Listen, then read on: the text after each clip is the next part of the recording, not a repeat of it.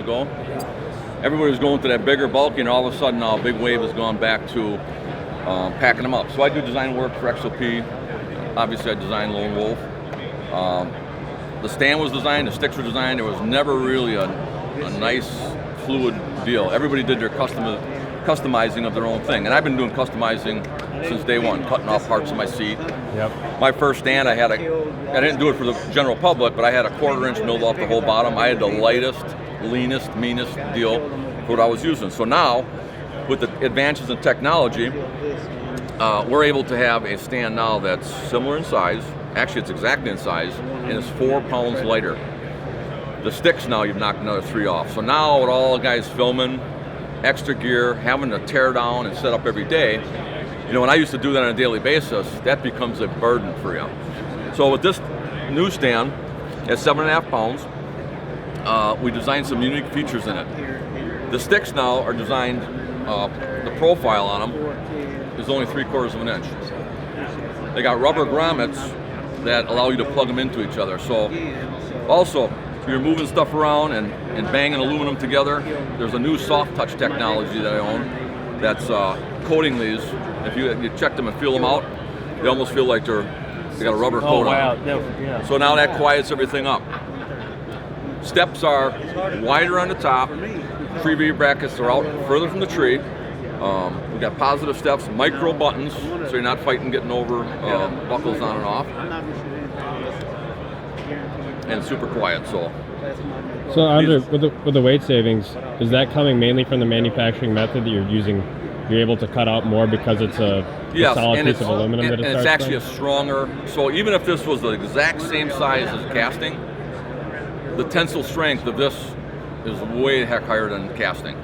So you have to overdo your rungs, do more gussets, have to do some things to get structure with castings. This stuff here will actually bend. It's got a good yield to it and it'll come back where our castings would go. And you know, the castings we've designed are all over designed. So now we're able to get more closer to the edge, have the same strength with lighter, better materials. This is literally tooling stock this is cut out of. All made in America, Michigan, so it's our new American-made metal.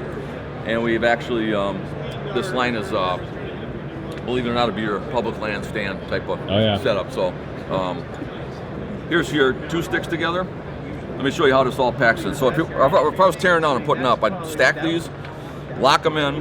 I'm gonna take my seat, plug this in here. If I had the belt on here, you know how you wrap your belt around here and then you come back? Now there's tabs in on the part.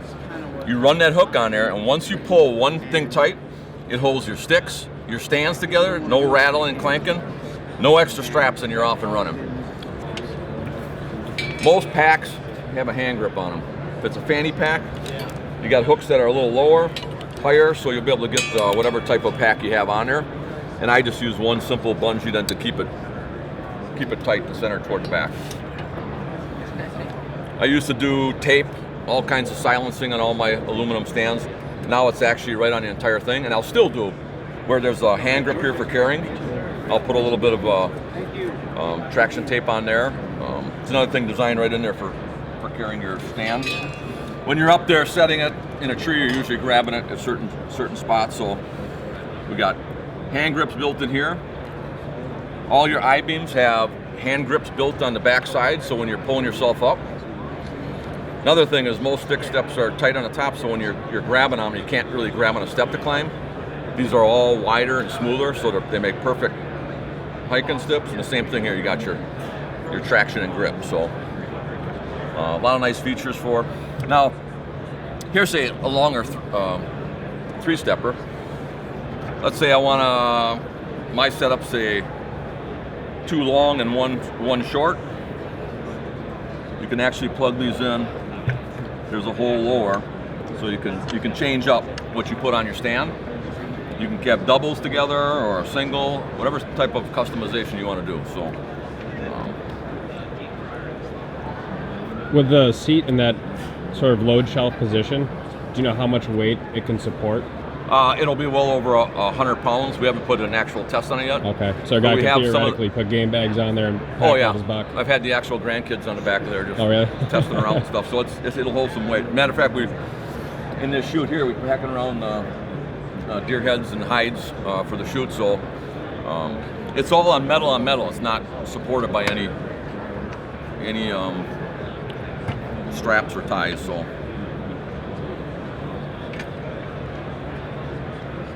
yeah, this thing is just, I mean, it's just like a feather. What is the weight on that one more time? 7.5 pounds. And is it just the 1 mile, or we have kind of like a, you know how you had like the bigger smaller version and the bigger, the alpha, the we versus did the it soft type now. thing? Actually, when I started out, this was going to be a little larger, but this is probably going to be, for right now, the size. And then in a year, we'll probably have a bigger version, and maybe in a bigger version stick for a guy who's 6'4", 6'5", and Gotcha. 300 pounds. So And is that weight kind of an as shown weight? Like if you put a strap on, if you put a seat? yeah. We'll have a rope on version, and we'll have a belt on version. The belts, believe it or not, is like, well, you probably know, it's like close to 5 extra ounces. So you add all that belt up there, it almost weighs as much as a whole nother stick. So we have some stuff we didn't bring out yet for a rope blocking mechanisms here, so you can switch over easily without having to change up anything but taking the belt off. Once that's patented, we'll have that on all this design too, so you'll have the option of doing both. And when you take all those buckles off and put on all those straps, you got quite a bit lighter package. So take that 6-7 pounds extra that you're not going to carry for one day, then multiply it by a week hunt, and then multiply it by a lifetime of frickin' hauling around the woods. That stuff will wear you down. So and when you're carrying like camera gear or anything Exactly. else, it's like, man, your pack goes from 40 pounds down to Right. much more reasonable weight. when I went to was doing whitetail addictions and I got onto a big deer, I thought, man, I'm gonna go run him down like I normally do. Well, now I had my camera arm, my camera, I had all the shit. I dove in the swamp the first night and just about killed him. I'm like, there's no way I'm running this deer down. So I had to change up my tactic, and I just hunted the edge of the swamp and let him come out. But all that extra gear is a lot you guys are carrying around now. So anything you can cut off is an advantage to give me an upper edge. With that little paracord on the back there, how it's looped on, is that intended to be just a nice, easy way that you can have a bow pull-up rope? Right. So you don't Some lose guys it? still use the ties I did years ago, and I had this all designed in my own stands. I'm using more retractable. I got a pack design now, an actual backpack that's just above and beyond what's out there too, all new innovation. So for the guys using that, you can use this again as a hook for a smaller pack, any type of utility you want to do in there. So you got multiple spots. You really don't even need it with this on a lower belt, but it's there for if you had to do it. And this asymmetrical design is huge.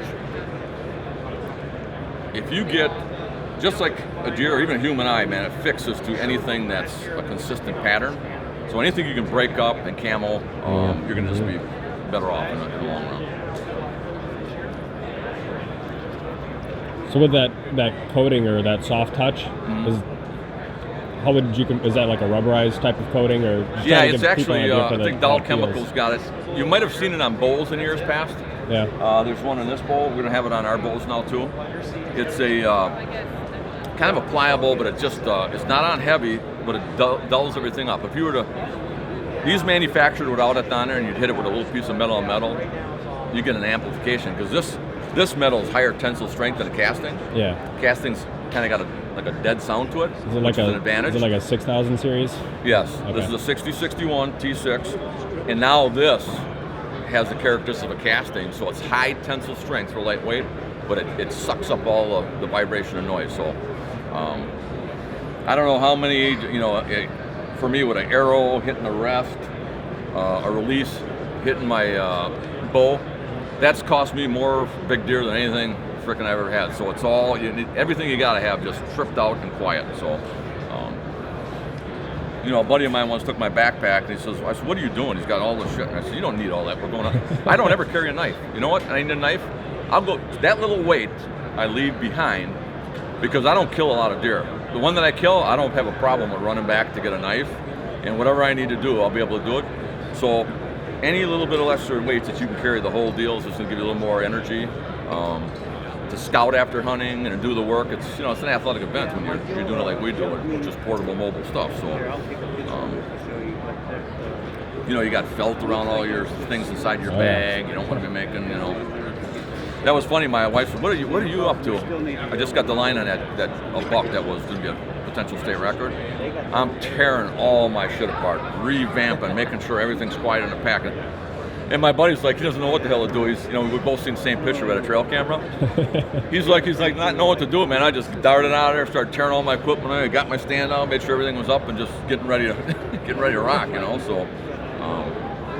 Is that going to be also a little bit warmer to the touch with like bare hands too? If you're setting? I don't know, and I don't think, obviously how aluminum picks up windshield more than if you got a line of rubber, and I'm sure it is. It's not going to be like if this was plain and raw and your hands were wet, it would almost probably fuse to the aluminum. Right. So this should have a little insulating effect on it. But that's not going to keep your feet any warm or anything like that. There's very little boot to. In all my designs, you want very little boot to stand contact. Right. So if you're going to build up of snow, it just crushes it instantly, and there's not a noise factor. The more surface area you got, the more it amplifies noise. So I did tighten up the hole somewhat from what I designed before because of some types of boots now got the Western heel, so you don't have that problem where you're toppling a little bit in a certain area. Yep. We got a little bit more, I think a half inch on an average smaller in the whole locations right here. So all of that was taken into account with the seating, and still got the utility hooks on the seats. Is there a way that you'll be able to mount a bow, like with the old Lone Wolf stands? You could always kind of put your bow on the platform. We have something coming. We're working on it in here, but with the I'm trying to come up with something more on the outer perimeter. Like the first ones we cut had little pockets in here for extra. You just take out and you drop a bow off the side of yours. I'm lost without a bow holder in my stand, so there will be something on this before the season because that's what I do. I need my bow in there. But be something on more of the outer rail maybe so you have all your platform space for moving around. Also our level button's nice and convenient now where before it was like kind of in there and it's on the top so you can get to and less stress on that. We took rubber inside the leveling, the sound of that metal in there. That's so nice. There's shrink wrap tubing for that little section there. So now if you're slipping in somewhere, you're setting up and you don't want to make a lot of racket, it's quieted up. And then with that rubber on top of that, it all just makes for a nice quiet package.